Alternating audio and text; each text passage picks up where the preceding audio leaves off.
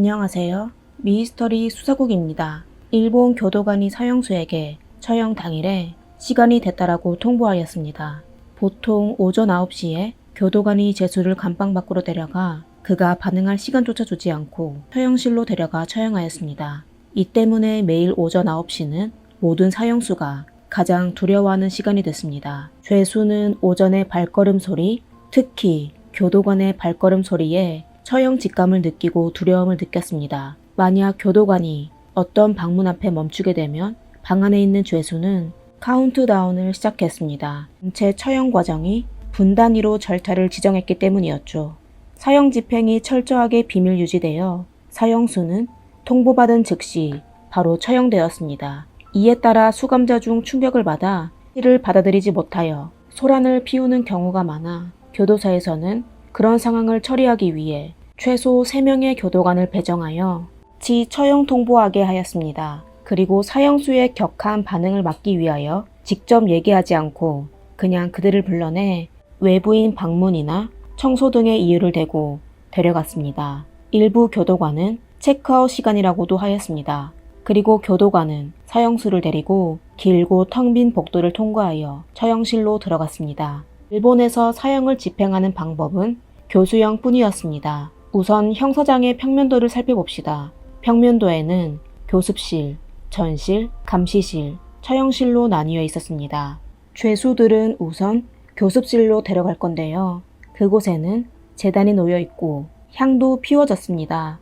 만약 죄수가 기독교 신자라면 제단은 십자가로 바꾸게 됩니다. 범인은 그곳에서 신부나 목사와 이야기를 나눌 수 있으며 마지막 의식을 진행할 수 있었습니다. 그들은 또 만두와 과일, 그리고 따뜻한 차를 마실 수 있었습니다. 하지만 대부분 사람은 식사할 기분이 아니어서 그냥 차만 마셨습니다. 그리고 교도관은 범인을 데리고 10m 정도의 복도를 따라 전실로 갑니다. 그곳이 바로 처형 대기실이었습니다. 문 앞에는 황금 불상이 있으며 또 소장은 사형을 집행하라는 명령을 읽을 것입니다. 그리고 사형수에게 한 장의 종이와 펜을 전하여 유언을 작성하게 합니다. 물론 오래 걸리지는 않을 겁니다. 유언을 작성한 다음 사형수의 눈을 가려 양손에 수갑을 채우고 사형 집행실로 가게 됩니다. 처형실과 전실은 파란색 커튼으로 분리되어 있는데 커튼을 치우면 바로 처형 과정을 볼 수 있습니다. 처형실에는 직경이 3m가 되고 길이가 11m가 되는 밧줄이 걸려 있습니다. 정확한 길이는 사형수와 키와 몸무게에 따라 정해졌습니다. 바닥에는 빨갛고 길이가 110cm 되는 직사각형 발판이 있습니다. 발판을 조절하는 스위치도 아주 신기했는데요. 반폐쇄된 공간으로 분리되어 있었습니다. 그리고 벽에는 3개 혹은 5개의 버튼이 설치되어 있었습니다. 버튼마다 한 사람을 배정하여 누르게 하였습니다. 그리고 처형하라는 신호를 받게 되면 몇 명의 사람은 동시에 버튼을 눌러 사형수가 밟고 있는 발판을 열었습니다. 하지만 사실 몇 개의 버튼 속에 하나만 발판을 작동할 수 있었습니다. 이렇게 설치하는 목적은 처형하는 사람의 죄책감을 덜어주기 위해서였지만 대부분의 집행자는 죄책감이 전혀 감수할 수 없다며 한 사람의 고통이 3사람의 고통으로 남게 된다고 하였습니다. 사형수가 빨간 발판에 서게 되면 그 사람의 발이 고정되었습니다. 죄수의 무릎에서 약 10cm 아래 직경 1cm가 되는 밧줄로 묶을 겁니다. 그리고 마지막으로 죄수의 목에 밧줄이 씌워질 것입니다. 교도관은 사형을 집행하는 모든 과정을 낮은 목소리로 죄수에게 얘기해 주었습니다. 구치소 직원에 따르면 죄수의 목에 밧줄을 씌우고 집행자는 몇 초 후 팔을 휘둘리며 처형 신호를 보냈습니다. 그리고 큰 소리와 함께 죄수가 서 있는 발판이 열려 죄수가 떨어지며 5초 후 의식을 잃게 될 거라고 하였습니다. 그리고 감사실에서는 소장, 검사, 그리고 다른 관리자들이 증인으로 전체 과정을 지켜볼 것입니다. 그리고 처형실과 8.5m 떨어진 곳에 목사와 의료진이 발판 아랫방에서 대기하고 있었습니다. 목사는 계속하여 기도할 것이고 의료진은 사형수가 숨졌는지를 확인할 것입니다. 사형 집행하는 걸 여러 번 목격한 의사는 사형수가 추락하는 순간 의식을 잃게 된다며 그가 고통을 느끼기도 전에 숨지게 될 거라고 말하였습니다. 이건 사람이 중력으로 하락하는 순간 그들의 척추신경을 부러지게 하여 바로 숨지게 한 것입니다. 하지만 심장 박동은 일반적으로 15분 후에 멈추게 됩니다. 의사들은 계속 기다렸다가 사다리를 이용하여 죄수의 가슴 높이까지 올라가 청진기로 그의 심장 박동을 확인하여 의료진이 수감자의 심장이 멈췄다고 발표했을 때 처형이 정식으로 끝나게 됩니다. 그리고 5분 후 숨진 범인을 관에 넣어 감옥의 영안실로 이송될 것입니다. 일본 사형의 처형 방식은 비교적 열악하였으며 모든 처형실은 전부 지하에 있어 절대적인 비밀을 유지하였습니다. 이런 특별한 업무를 수행하기 위하여 교도소장과 몇 명의 책임자 외에 10몇 명의 교도소 직원을 선발해야 했습니다. 그리고 직원이 명령받게 되면 무조건 수락해야 했습니다. 다른 사람의 목숨을 없애는 일은 집행하기 아주 힘든 일이었죠. 특히 버튼을 누르는 몇 명의 교도관은 업무를 완성한 후 바로 퇴근할 수 있으며 교도소에서 추가 포상금 2만엔 하나로 약 19만 원을 받을 수 있었습니다. 하지만 그들은 포상금을 거의 쓰지 않고 뒀다가 범인의 제사 때 사용하곤 하였습니다. 처형에 참여했던 모든 사람은 옷이나 바닥에 소금을 뿌려 악령을 쫓기도 하였습니다. 일본에는 총 7개의 교도소에서 사형 집행 시설을 갖춘 교도소가 있었습니다. 모든 사형수는 7개의 교도소에 구금되어 있습니다. 각 교도소는 도쿄, 오사카, 나고야, 센다이, 후쿠오카, 히로시마, 삿포로에 배치되었습니다. 그중 도쿄 교도소의 사형수가 가장 많았는데요. 49명이 있었습니다. 사형수의 감방은 1년으로 연결되어 있지만 교도관들은 그들의 감방 사이에 일반 수감자를 방치하여 사형수를 갈라놓았습니다. 깜방의 면적은 약 6제곱미터이며 그곳에는 싱크대, 변기, 침구, 그리고 작은 책상이 있습니다. 깜방에는 죄수가 직접 구매한 음식 같은 물건을 둘 수 있게 하였습니다. 그곳의 죄수는 전부 극형 처형을 기다리고 있는 거라 범인의 신체와 정신적 건강을 유지하는 것이 구치소의 주요 업무였습니다. 사형자는 힘쓰는 일을 할 필요가 없어 자유시간이 많았습니다. 그렇게 하여 구치소 직원은 그들에게 어느 정도의 자유를 부여하였습니다. 여름에는 매주 2번씩, 다른 계절에는 매주 3번씩, 매회 30분 정도 야외 활동을 하게 했었죠. 그리고 그들이 할 수 있는 활동 장소는 콘크리트와 철책으로 지은 좁은 공간이었고 머리 위에는 철조망이 있었습니다. 범인은 그곳에서 제자리 뛰기, 줄넘기 등의 활동을 할 수 있었습니다. 그리고 수감자는 일주일에 2번씩 샤워를 할 수 있었는데요. 여름에는 3번으로 늘려졌습니다. 하지만 매번 샤워하는 시간은 15분을 초과할 수 없었습니다. 그리고 수감자는 감옥에서 아르바이트를 할 수도 있었습니다. 사형수는 힘든 노동을 하지 않아도 되지만 그들이 원한다면 쉬운 일을 할 수 있었습니다. 예를 들어 백화점에서 사용하는 쇼핑백을 만들어 일당을 받아 매달 번 돈으로 생필품을 구매할 수 있었습니다. 사실 이 부분은 그들의 주의를 분산시키려고 교도소에서 허락한 것이었습니다. 그리고 사형수는 책을 볼 수 있으며 글을 쓰고 그림을 그리며 고정 채널의 라디오를 들을 수 있었습니다. 가족과 변호사도 만날 수 있었는데요. 시간과 횟수는 제한이 있었습니다. 그리고 그들이 절대 할 수 없는 사항도 있는데요. 예를 들어 옆 칸에 있는 수감자와 소통할 수 없으며 방 안에서도 자유롭게 움직일 수 없고 항상 앉아있는 자세로 있어야 하며 삼시세끼를 포함한 시간을 지켜야 하며 아침 저녁으로 검사를 받아야 했습니다. 그들은 매일 아침 7시에 기상하여 저녁 9시에 취침해야 하며 각 교도소의 규칙도 달랐습니다. 그리고 감옥 안에는 카메라가 설치되었는데요. 그들을 24시간 감시하였습니다. 그들의 생활은 반복되었지만 매일 아침 9시가 되기만 하면 모두들 긴장 상태로 돌입해 오후가 돼서야 긴장감을 풀었습니다. 일본에서 사형 집행을 최종적으로 결정하는 사람은 법무장관이었습니다. 일본에서 사형을 처형하는 시간은 판결문이 선고되고 집행할 때까지 평균 7년 6개월의 시간이 걸렸습니다. 그중 항소하여 재심하는 사유 외에 더욱 중요한 이유는 일부의 법무장관이 본인의 신앙과 종교 문제로 사형집행 서류에 서명하는 걸 거부하였습니다. 예를 들어 2005년 그 당시 법무장관 스기우라 세이에는 기자회견에서 본인은 사형집행 서류에 절대 서명하지 않을 거라고 발표한 적이 있었습니다. 1시간 만에 그의 발표 사항이 철회되었지만 그의 재임 기간에는 단 한 번도 사형집행 서류에 사인된 적이 없었습니다.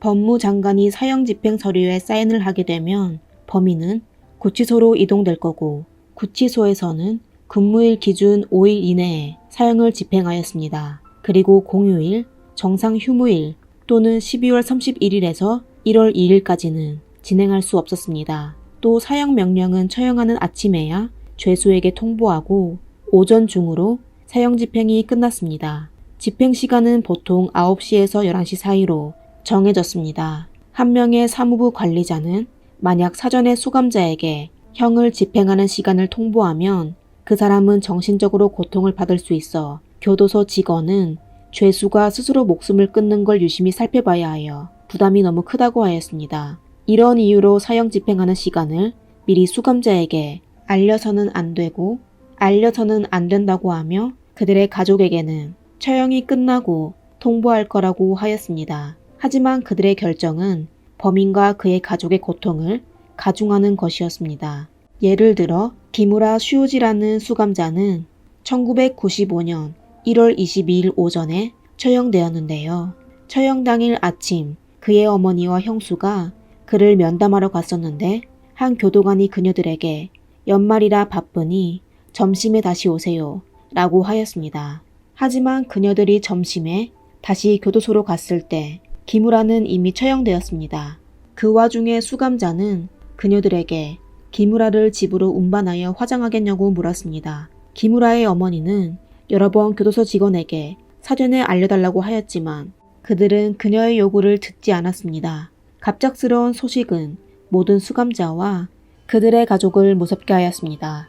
2021년 12월 21일의 기준으로 일본 교도소에는 처형을 기다리고 있는 사형수가 107명이 되었습니다. 가장 오래된 수감자는 1966년 12월 5일 22세의 나이에 사형 선고를 받아 55년 동안 수감되어 처형을 기다리고 있었습니다. 그는 매일 5시간 30분씩 쇼핑백을 접으며 시간을 보냈습니다. 때때로 자신이 알츠하이머에 걸리지 않기 위해 중학교 문제집을 풀기도 하였습니다. 일본은 사형 집행 대기 시간이 긴 걸로 유명하였는데요. 한 수감자는 2011년에 최장수 사형수로 기네스 세계 기록에 올린 적도 있었습니다. 더욱 우스꽝스러운 건 나중에 그는 재심을 받아 사형을 면제받아 다시 자유를 얻게 되었습니다. 그 사람이 바로 하카마다 이와오였는데요. 그는 1936년 3월 10일에 태어나 복싱 선수를 하였습니다. 그는 29번의 프로대회에 참가했고 최고 성적은 126파운의 일본 패더급 클래스에서 6위를 차지하였습니다. 그러다 1961년 여름에 그는 은퇴하여 일반인 생활을 하기 시작하였습니다.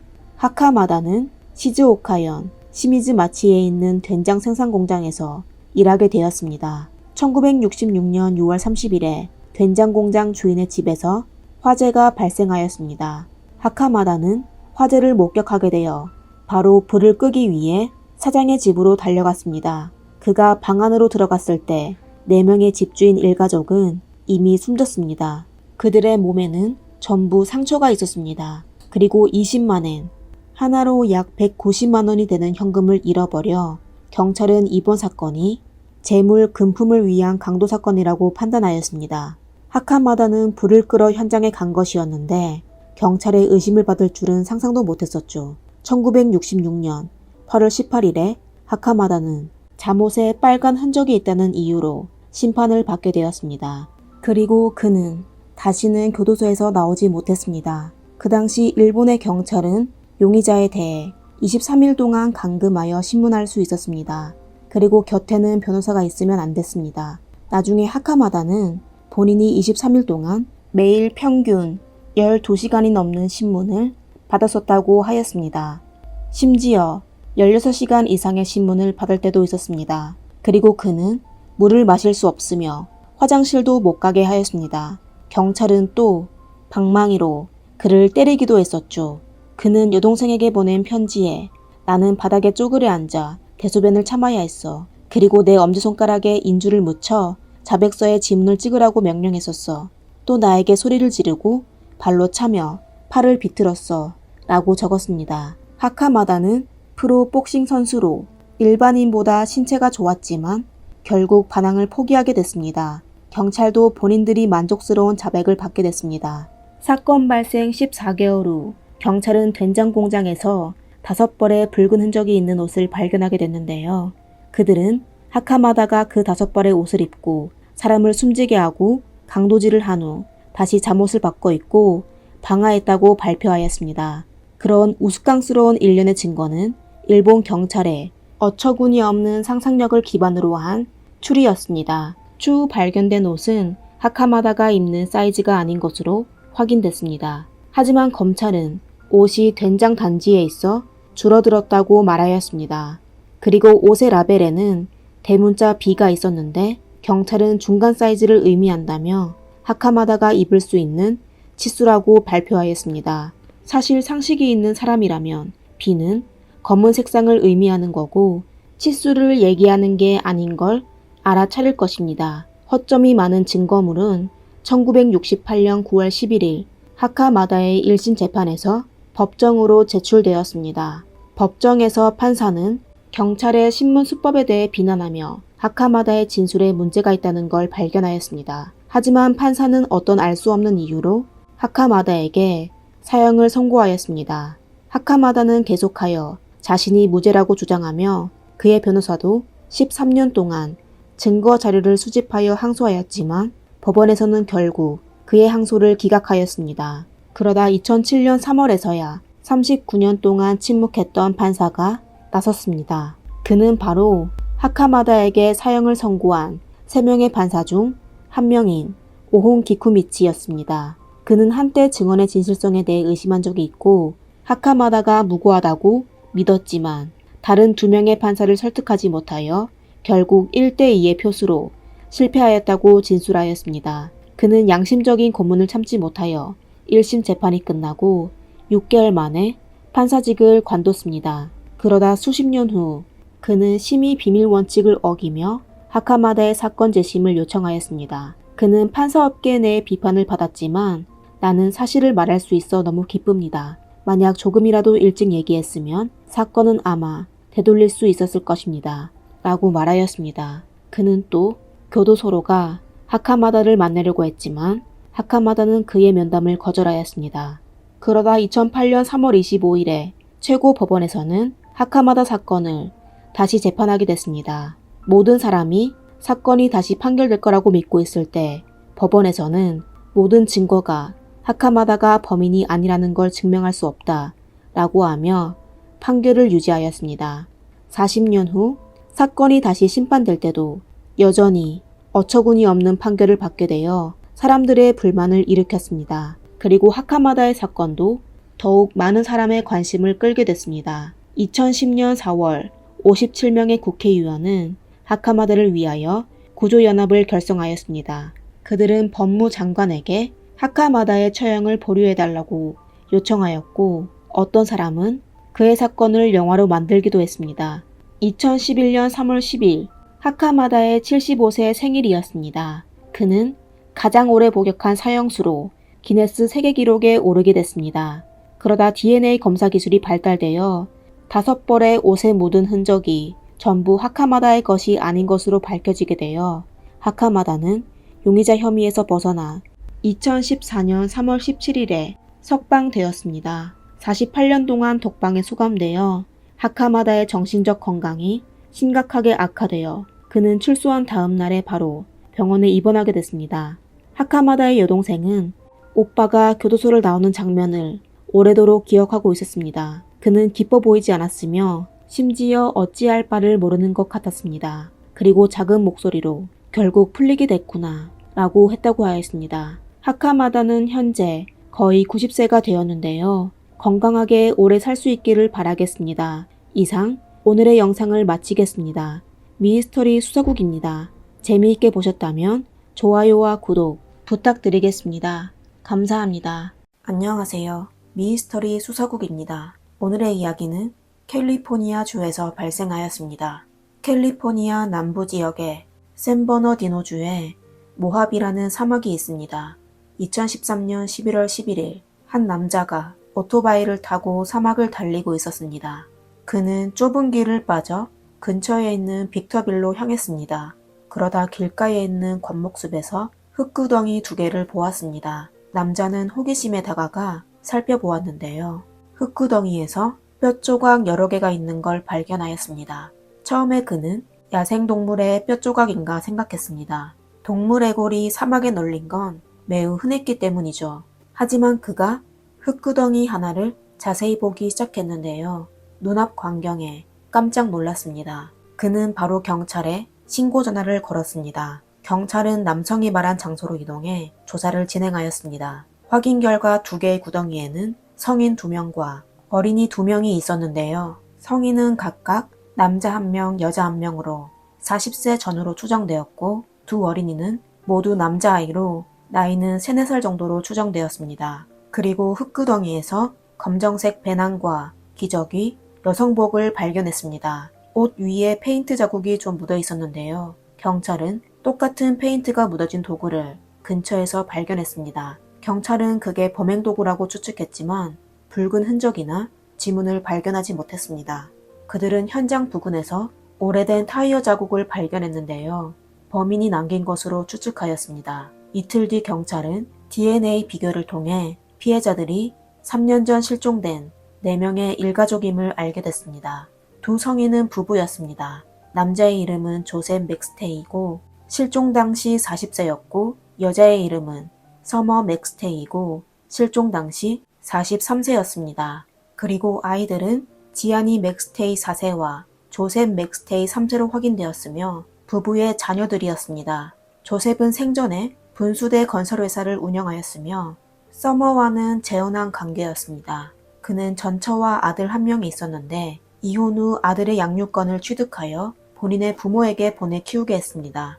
2007년 37세의 조셉은 부동산 중개인 서머를 만나게 됐습니다. 그리고 그들은 첫 만남부터 서로에게 빠져 결혼까지 골인하였습니다. 2 사람은 결혼 후 캘리포니아 샌클레멘트에서 거주하고 얼마 지나지 않아 큰아들 지아니와 작은아들 조셉을 낳게 되었습니다. 조셉은 서머와 결혼하고 3년이 되던 해에 캘리포니아 남부 샌디에이고 카운티의 폴브룩에 32만 달러, 하나로 약 4억 2천만 원이 되는 금액으로 저택을 구입하여 4 식구가 함께 새로운 생활을 시작했습니다. 2010년 2월 어느 토요일 찰스 메리트라는 남자가 조셉의 집을 방문하였습니다. 그 남자는 조셉의 가장 친한 친구이자 비즈니스 파트너 관계였습니다. 최근 2 사람은 프로젝트 하나를 같이 진행하기로 결정하였습니다. 결정이 난 후 갑자기 조셉과 연락이 두절되자 프로젝트에 문제가 생길까봐 걱정되는 마음에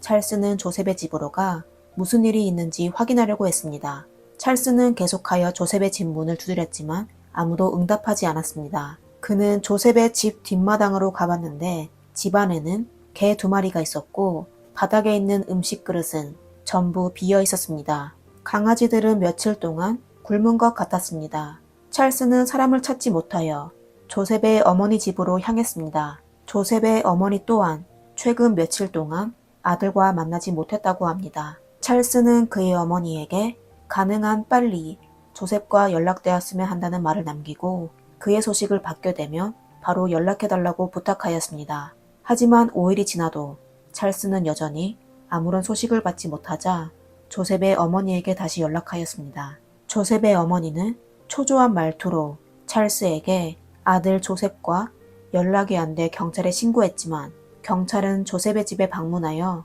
간단한 정기검사만 했다고 전하였습니다. 이날 오후 찰스와 조셉의 형제들은 다시 조셉의 집으로 찾아갔습니다. 그들은 조셉의 집 창문 하나가 열려 있는 걸 발견했습니다. 조셉의 형제는 바로 창문을 열고 들어가 집 안에서 방문을 열었습니다. 모든 사람이 집 안으로 들어간 후 상황을 살피기 시작했습니다. 집안 바닥에는 슬리퍼 몇 켤레가 어지럽게 놓여 있었습니다. 그리고 한쪽 구석에는 먹다 남은 사과와 달걀 껍데기가 있었습니다. 또 식탁에는 음식물 찌꺼기가 있었고 거실에는 팝콘이 가득 찬 시리얼 2그릇이 있었고 소파 위에는 팝콘 몇 알이 남아 있었습니다. 2층 화장실은 깔끔한데 수건 거리에는 수건이 하나도 없었고 2층 침실에 있던 캐리어 안에는 옷 몇 벌이 들어 있었습니다. 또한 차고 안에 있는 승용차가 없어졌습니다. 분명 한동안 아무도 살지 않은 것 같았습니다. 집 안으로 다시 들어온 사람들은 생각하면 할수록 상황이 심각한 것 같아 다시 경찰에 연락했습니다. 경찰은 가족의 허락을 받아 법원에서 수색영장을 발부받았습니다. 그들은 일주일 후 다시 조셉의 집에 도착하여 현장을 비우고 루미놀 테스트를 진행했지만 아무런 단서를 얻지 못하였습니다. 다시 얘기하자면 조셉의 집에는 몸싸움 흔적이 없어 그들 일가족 4명은 스스로 어디론가 떠났을 것으로 추정되었습니다. 경찰은 조셉이 실종된 것을 가장 먼저 발견한 찰스에게 신문하였습니다. 찰스는 본인이 조셉의 친한 친구이자 파트너라고 대답하였습니다. 2월 4일 그는 조셉과 캘리포니아 쿠카몬거 목장에서 진행 중인 프로젝트에 대해 논의하였습니다. 두 사람은 한 식당에서 1시간 반 동안 이야기를 나누다가 헤어지게 됐었죠. 그러다 오후 6시에 조셉은 그에게 전화하여 프로젝트 세부 사항에 대해 계속 논의했습니다. 또 8시 28분 조셉은 다시 찰스에게 전화하였는데 찰스가 그 당시 여자친구와 영화를 보고 있어 전화를 받지 못하여 다음 날에 전화하려고 하였습니다. 그 후 조셉과 연락이 두절될 줄은 몰랐다고 진술하였습니다. 경찰은 알려진 단서를 통하여 조셉 일가족 4명이 실종된 시점을 2월 4일로 추측하였습니다. 그들의 신용카드 사용 기록에 따르면 조셉의 아내 서머는 실종 당시 오후 2시 36분에 비스타의 한 가게에서 비치백, 아기 잠옷, 재킷 등을 구입한 적이 있었습니다. 상점은 조셉의 집에서 28km가 떨어진 곳에 있었습니다. 그리고 조셉의 컴퓨터 기록에 따르면 그날 오후 3시 52분에 누군가가 어린이 장난감 쇼핑몰에 방문했었습니다. 또 오후 4시 25분에 누군가가 조셉의 집 유선 전화에서 그의 휴대전화로 전화를 건 적이 있었습니다.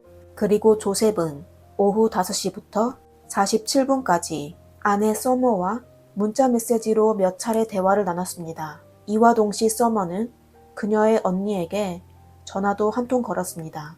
분명 사건 당일 조셉의 집에는 사람이 있었습니다. 경찰은 조셉의 이웃에게도 신문하였지만 모두 이상한 점이 없다고 하였습니다. 그러다 조사 과정에서 한 이웃의 집에 CCTV가 설치된 것을 발견하게 됐습니다. 그들은 집주인의 동의를 받은 후 사건 당일의 CCTV를 확보하였습니다.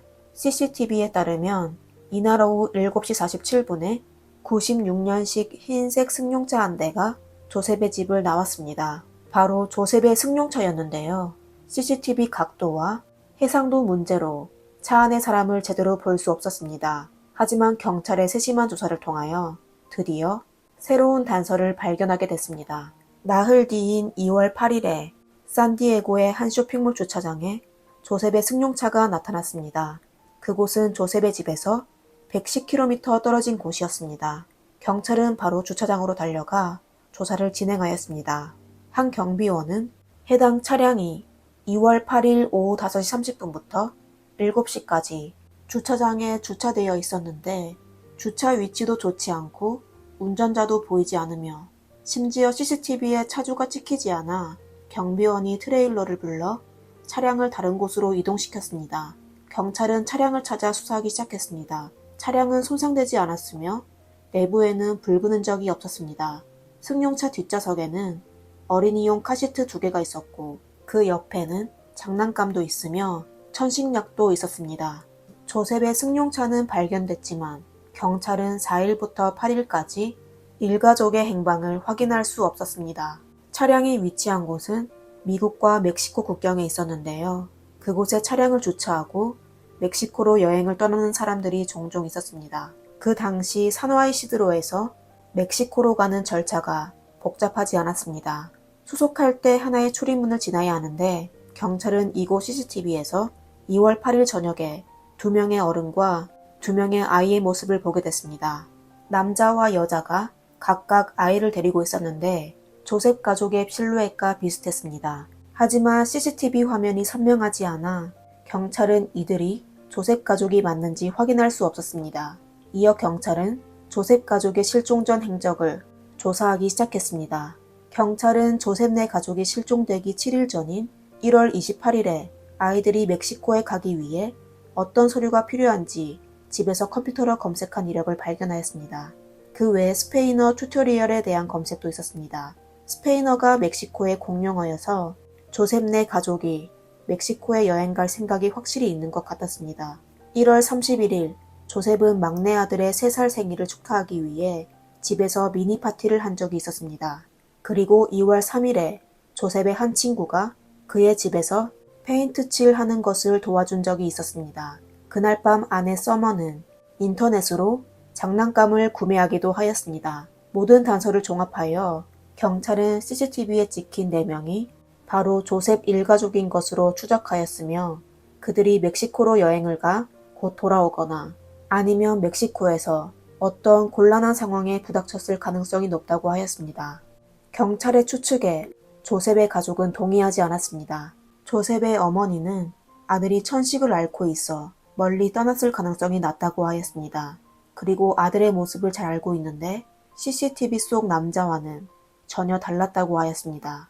또 조셉은 CCTV에 찍힌 사람보다 키가 작고 비교적 뚱뚱하였습니다. 조셉의 어머니는 조셉이 전처와 낳은 아들을 그 당시 그녀가 돌보고 있었는데 조셉과 아들 사이가 아주 좋았으며 만약 해외여행을 간다고 하더라도 꼭 큰아들을 데리고 갈 것이라고 하였습니다.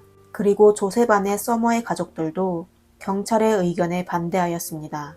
그들은 서머와 조셉이 스페인어를 할 줄 모르며 서머의 여권도 이미 만료되어 재발급받지 않았다고 했습니다. 하지만 그 당시 미국 시민은 여권 외에 다른 증명서로 멕시코에 입국할 수 있었습니다. 이어 경찰이 조셉의 개인 은행 계좌를 조회하여 통장 안에 10만 달러, 하나로 약 1억 3천여만 원이 남아있다는 걸 알게 됐습니다. 하지만 두 사람이 실종된 후 은행 계좌상 거래 내용이 없었습니다. 사건 발생 3개월 후 조셉 일가족이 감감무소식이어서 경찰은 멕시코로 사람을 보냈습니다. 이와 동시 조셉의 가족들도 멕시코로 떠나 미국과 멕시코 국경에 대량의 전단지를 배포하였습니다. 누군가가 단서를 제공하기를 기대하였습니다. 그러던 와중 한 식당 종업원이 조셉 가족과 닮은 어른 2명과 아이 2명을 본 적이 있다고 말했습니다. 그리고 두 아이 중 한 명이 이마에 반점이 있다고 했는데 마침 조셉의 막내 아들의 이마에도 반점이 있었습니다. 하지만 일가족이 어디로 갔는지는 종업원도 모른다고 하였습니다. 그 후 한동안 경찰은 다른 여러 목격자의 제보를 받았지만 그들의 제보가 정확한지는 확인할 수 없었습니다. 실종 사건은 점점 미궁 속으로 빠지게 됐습니다. 아무런 이유 없이 사라진 4명의 일가족 스토리는 라디오 진행자 릭 베이커를 포함한 일부 언론의 관심을 끌게 되었습니다. 그는 실종 사건에 흥미진진해하며 많은 연구와 조사를 했으며 조셉의 가족에게 인터뷰까지 했습니다. 릭은 조셉의 아내 서머가 가명을 쓰는 습관이 있고 나이도 허위라는 걸 조사하여 알게 됐습니다. 그리고 실종 사건이 발생하기 전부터 부부는 조셉과 전처의 아들 문제로 여러 차례 심하게 다툰 적이 있었습니다. 서머는 또한 이메일을 통해 조셉에게 욕설을 퍼부은 적이 있었습니다. 라디오 진행자 릭은 본인의 조사 결과를 노 굿바이라는 책으로 출간하기까지 하였습니다. 책에 따르면 아내 서머는 남편 조셉에게 한을 품고 있었으며 남편을 숨지게 한 뒤 두 아들을 데리고 멕시코로 도망가 살고 있다고 했습니다. 그의 추측에 대해 조셉의 가족은 동의하지 않았습니다. 하지만 조셉의 친한 친구 찰스는 이에 대해 인정하였습니다. 그는 조셉과 식사할 때 서머가 조지프에게 전화하여 조셉이 어디에 살고 있고 누구와 함께 있는지 자세하게 물어본 적이 있었다고 하였습니다. 그리고 실종 사건이 발생하기 전 조셉이 찰스에게 아내 서머가 소유욕이 강하다고 호소하기도 했었다고 하였습니다. 그리고 한 번은 찰스가 조셉의 집으로 가 그를 도와준 적이 있었는데 점심이라 조셉의 집에 남아 피자를 먹었다고 했습니다.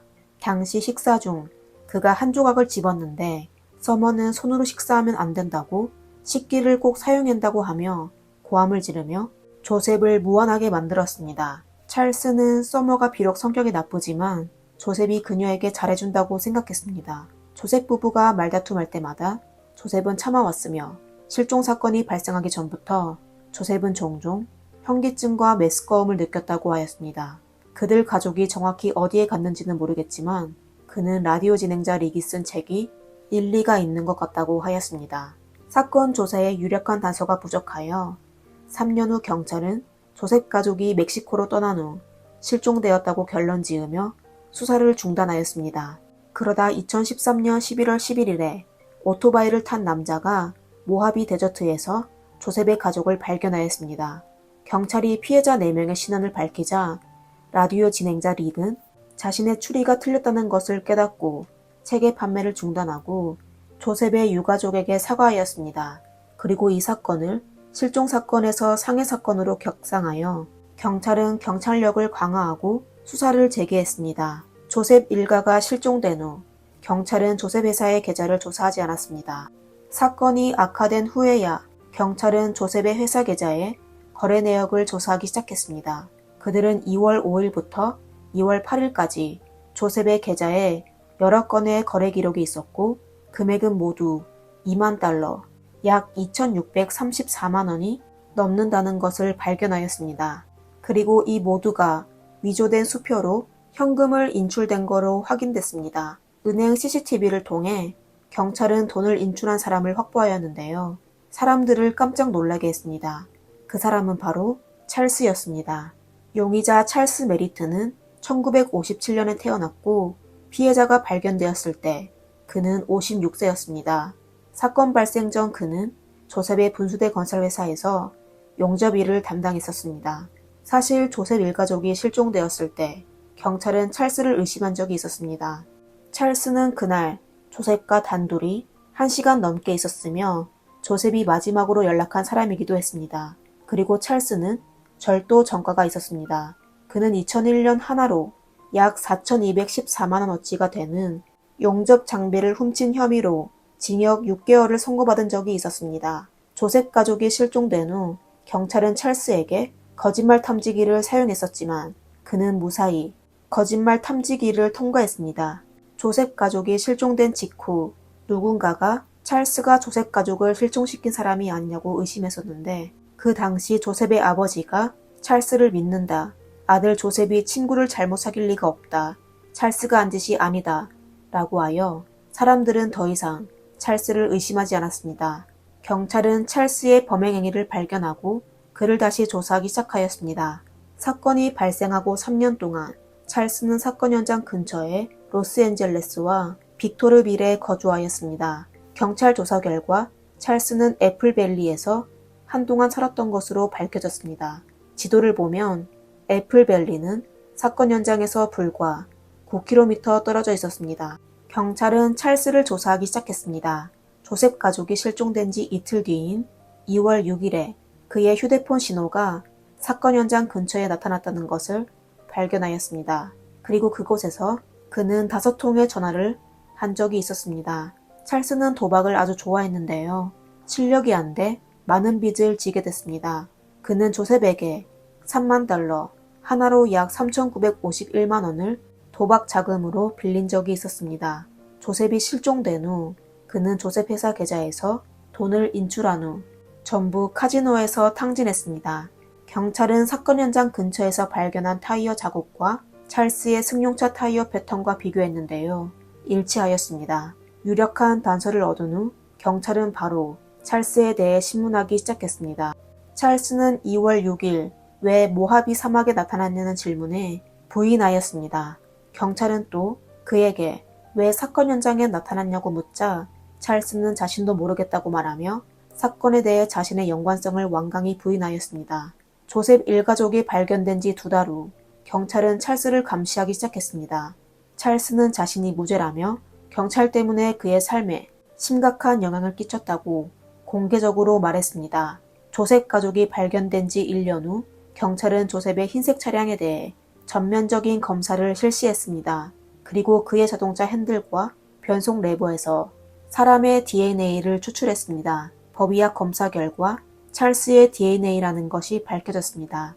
이틀 후 찰스는 체포되었고 4개의 혐의로 기소되었습니다. 재판이 열리기 전 찰스는 계속하여 변호사를 교체했고 재판 시간도 여러 가지 이유로 연기되었습니다. 재판을 준비하는 몇 년 동안 찰스는 모두 5명의 변호사를 교체했습니다. 2019년 1월 7일 이 사건은 샌 버너디노주 고등법원에서 정식으로 심리되었습니다. 검찰은 찰스가 조셉의 집에서 범행을 저지른 뒤 현장을 청소했다고 밝혔습니다. 이틀 후 그는 조셉의 차를 운전하여 사막으로 가 조셉 일가족을 처치했습니다. 그 후 찰스는 조셉의 차를 운전하여 국경으로 이동하였습니다. 그곳에 오랫동안 주차된 차들이 많아 아무도 의심하지 않을 거라고 생각했었죠. 그리고 경찰은 조셉의 차에서 찰스의 DNA를 발견했다는 걸 발표하였습니다. 모든 증거는 피고인 찰스가 돈을 위하여 저지른 범행으로 밝혀졌습니다. 하지만 그의 변호인은 검찰이 확보한 증거가 모두 간접 증거이며 찰스에게 무죄로 변호하였습니다. 5개월간의 긴 심리 끝에 배심원단은 마침내 결과를 발표하였습니다. 법원은 피고인 찰스 메리트에게 유죄 판결을 내려 그는 극형을 선고받게 됐습니다. 2020년 1월 21일 찰스는 드디어 처형되었습니다. 사건 이후 조셉 일가족이 발견된 모하비 사막에 사람들은 4개의 하얀 십자가를 세워 불행한 일가족을 기념하였습니다. 오늘의 사건은 여기까지입니다. 재미있게 보셨다면 좋아요와 구독 부탁드립니다. 감사합니다. 미스터리의 수사국입니다.